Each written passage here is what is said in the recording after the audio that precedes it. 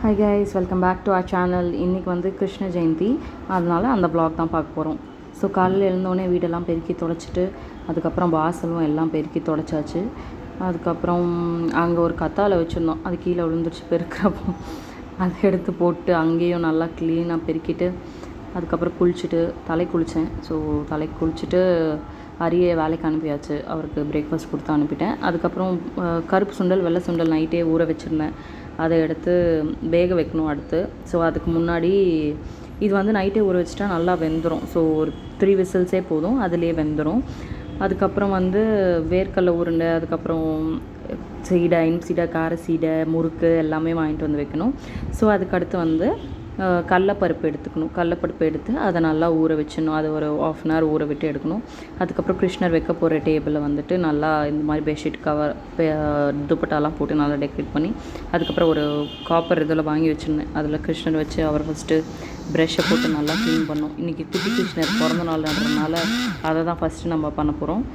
அதுக்கப்புறம் பெரிய கிருஷ்ணரும் நல்லா இருக்குன்னு கூட வச்சுட்டேன். ஸோ அவங்களுக்கு எல்லாேருக்கும் ஜுவல்ஸ் எல்லாம் போட்டுட்டு ஒரு ஜுவல்லாக போட்டுட்டு டெக்கரேட் பண்ணிகிட்டு இருந்தேன். இதில் குட்டி கிருஷ்ணரை டெக்கரேட் பண்ணுறது தான் எனக்கு ரொம்ப கஷ்டமாக இருந்தது. ஏன்னா அவருக்கு எதுவுமே பத்தலை, செட் ஆகவே இல்லை. சரி அப்படியும் அவரை சுற்றியாச்சும் ஜுவல்ஸ் எல்லாம் வைப்போன்னு சொல்லி ஒன்றா வச்சு பார்த்து எடுத்துகிட்டு, அதுக்கப்புறம் கரெக்டானதெல்லாம் வச்சுட்டு, அதுக்கப்புறம் ரோஸ் வாங்கிட்டு வந்தேன். ஸோ ரோஸும் வச்சு டெக்கரேட் பண்ணிவிட்டு, பின்னாடி வந்து ஸ்க்ரீன் போடலாம் அப்படின்னு சொல்லிட்டு என்னோடய கலர் துப்பட்டா எடுத்து அதையும் கிளிப்பு வச்சு ஜன்னலில் மாட்டி விட்டுட்டேன்.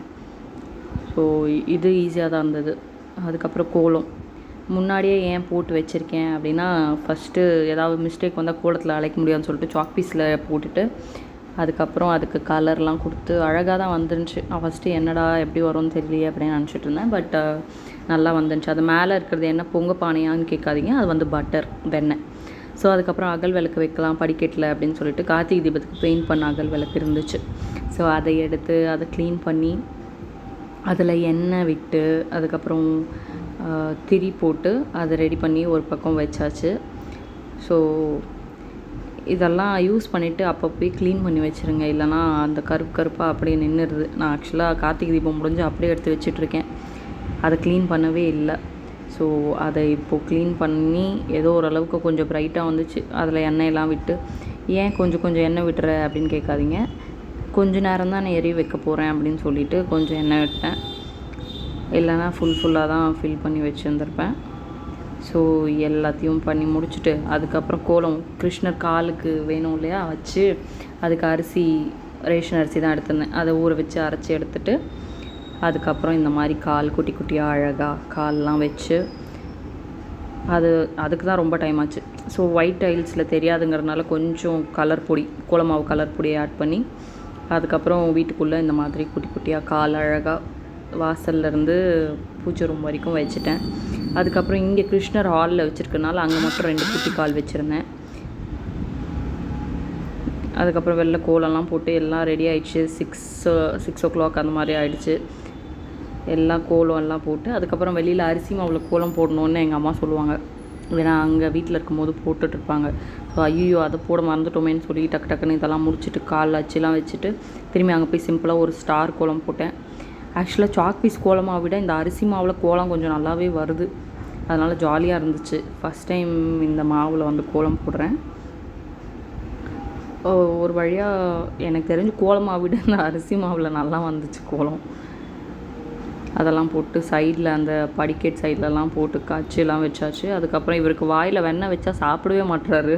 இப்படியே வச்சு திணிச்சு, அப்புறம் வேக வச்ச சுண்டலெல்லாம் போட்டு, அதுக்கப்புறம் வாங்கி வச்சுருந்தேன். இது வந்து ஒற்றைக்கடலை உருண்டை, ஸ்வீட்டாக இருக்கும் இது. இதை வச்சு வேர்க்கடலை உருண்டை கிடைக்கல, தேன் மிட்டாயும் கிடைக்கல.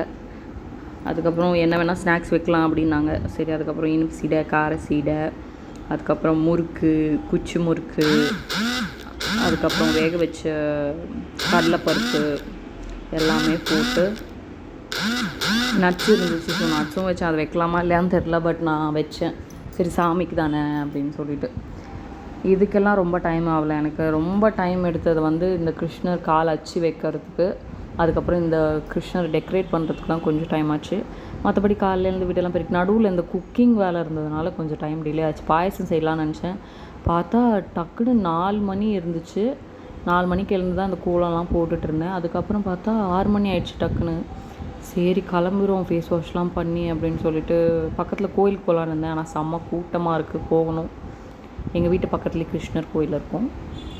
ஸோ அங்கே போகலான்ட்டு அதுக்கப்புறம் இந்த குச்சி முறுக்கெலாம் வச்சுட்டு இதில் வேறு எதுவும் டேஸ்ட் பண்ணக்கூடாது, பார்க்குறப்பவே சாப்பிடணும் போல் இருந்துச்சு. ஸோ ஐயோ சாப்பிட்றத சாமி கும்பிட்டு சாப்பிட்டுக்கலாம் அப்படின்னு சொல்லிட்டு எல்லாம் வச்சு சாப்பிட்ல, வச்சு படல. அதுக்கப்புறம் அந்த கடலைப்பருப்பு வேக வச்சுருந்தேன், அதை அப்படியே குக்கரோடு எடுத்துகிட்டு வந்து டைம் ஆச்சு போடு போடு போடு போடு அப்படின்னு சொல்லி எல்லாத்தையும் எடுத்து பிளேட்டில் வச்சுட்டு இருந்தேன். சூடாக இருந்துச்சு, மேலே கீழே கொட்டிக்காதடி அப்படின்னு எனக்கு நானே சொல்லிவிட்டு அதையும் போட்டு வச்சாச்சு. ஸோ ஆக்சுவலாக இதுக்கு இந்த வீடியோவுக்கு background song Mukunda song add பண்ணலான்னு நினச்சேன். பட் அன்ஃபார்ச்சுனேட்லி பண்ண முடியல. சரி வாய்ஸே கொடுத்துருவோம் அப்படின்னு சொல்லிட்டு அதுக்கப்புறம் எண்ணெய் ஊற்றி வச்சுருந்த விளக்கெலாம் எடுத்துகிட்டு போயிட்டு அரேஞ்ச் பண்ணிகிட்டு இருந்தேன் ஒன் பை ஒன்னாக. இதில் வேறு நடுவில் எங்கே கிருஷ்ணர் காலை மெரிச்சிருவேணும்னு வேறு பயமாக இருந்துச்சு. ஸோ அப்புறம் எப்படியோ மேனேஜ் பண்ணி விளக்கெலாம் வச்சாச்சு.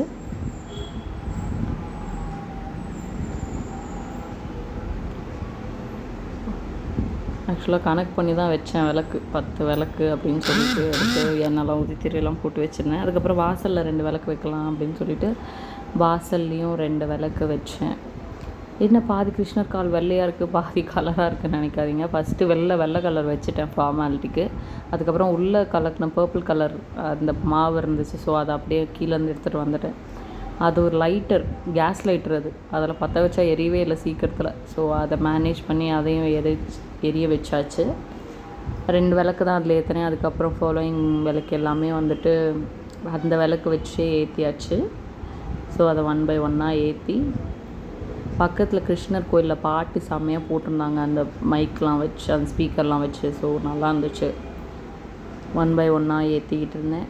அது வேறு எங்கே நம்ம முடி பட்டுருமோ துணி பட்டுருமோன்னு வேறு பயமாக இருந்துச்சு. ஸோ அதெல்லாம் மேனேஜ் பண்ணி அப்படியே ஒன்றா ஏற்றியாச்சு. ஜாலியாக இருந்துச்சு. கிருஷ்ண ஜெயந்தி, விநாயகர் சதுர்த்தி இதெல்லாம் எனக்கு ரொம்ப பிடிக்கும். ஏன்னா அந்த சாமிங்களெலாம் வீட்டுக்கு கூட்டிகிட்டு வந்து அந்த டெக்கரேஷன் பண்ணி அழகாக ஜாலியாக இருக்கும்.